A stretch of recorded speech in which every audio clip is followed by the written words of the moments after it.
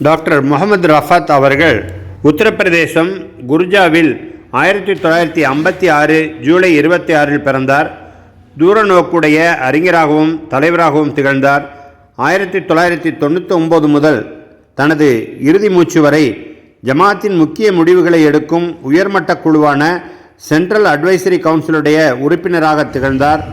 Centre for study and research என்ற அமைப்பின் இயக்குநராக திகழ்ந்தார்.